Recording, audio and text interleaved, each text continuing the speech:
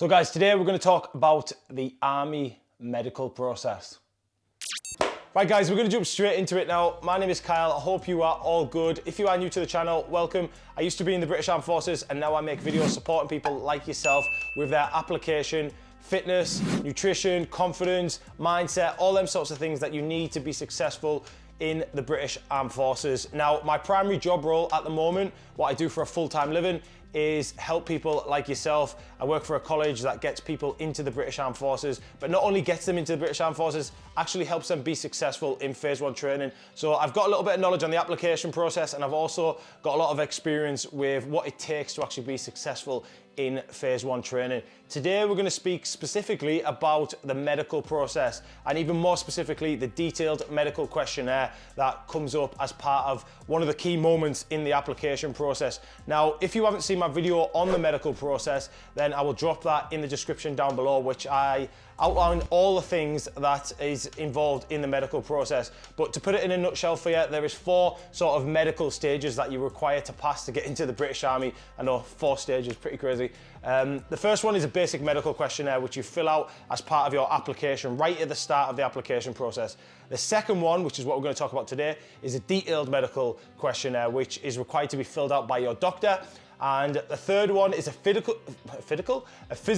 medical questionnaire and physical medical process that you will do as part of your assessment centre when you go to your assessment centre, either in Glencorse, Pirbright, Lichfield, any of them assessment centres. You will do a physical medical along with a couple of questions from the doctor and stuff like that. And then the final one that you will do is another sort of physical medical and more of an introduction into the military when you get into phase 1 training. It's more so to see if you have picked up any niggles between the assessment centre and actually starting training. Because if you turn up to training not physically fit, ready to go, then that's going to be a big problem.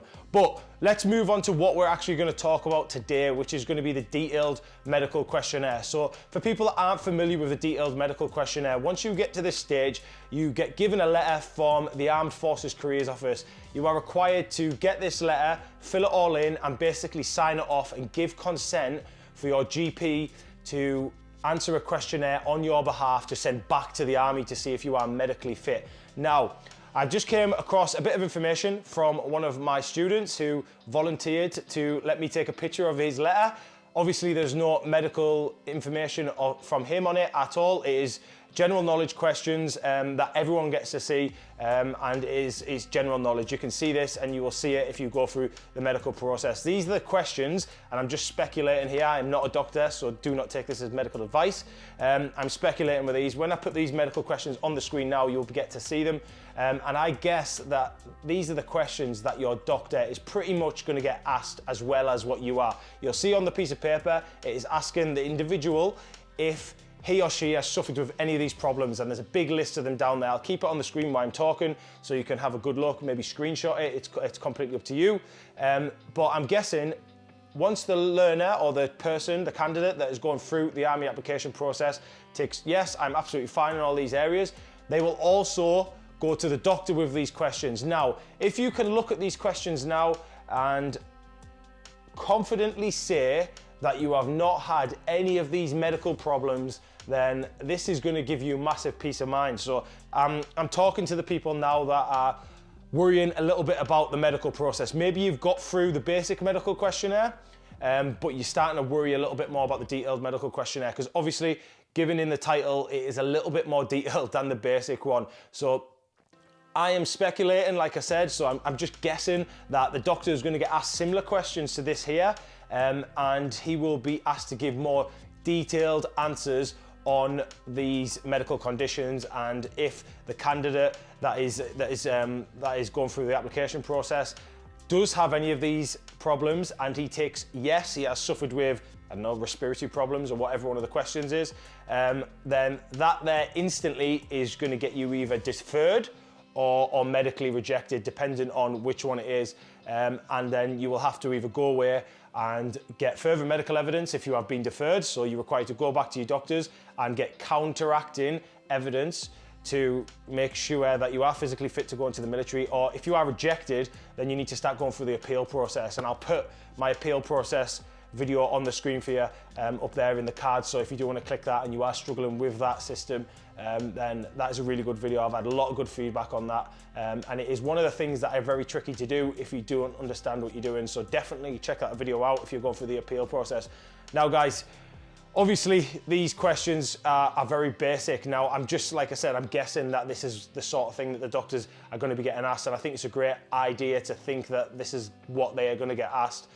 So like I said, if you are someone that can look at these confidently and say, no, I have not got any of these medical problems, I've never been to the doctor for this, that and the other, then you can sit back after watching this video and hopefully have a nice warm fuzzy feeling, chill out a little bit, know that everything's going to be all right, and go through the medical process absolutely fine.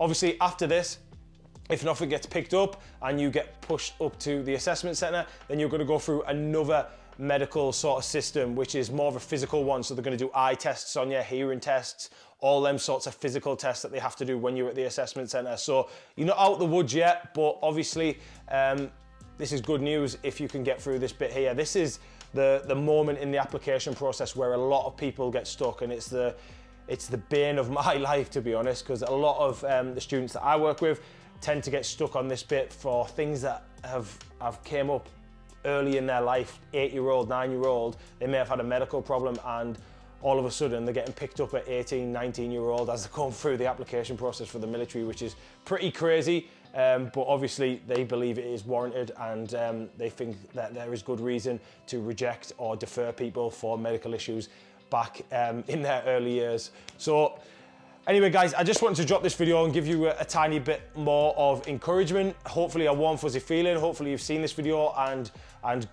got that sense of confidence for when you get onto this stage, or you can maybe just look at these questions, and if you know you've suffered with one of these medical issues, then maybe you can start looking at something else and maybe looking down a different path. But like I said, do not take this as sort of medical advice. If you want to go through the medical process, then definitely do that. This is just me trying to share a little bit of information with you, and hopefully you can use this to your advantage to get into the British Armed Forces.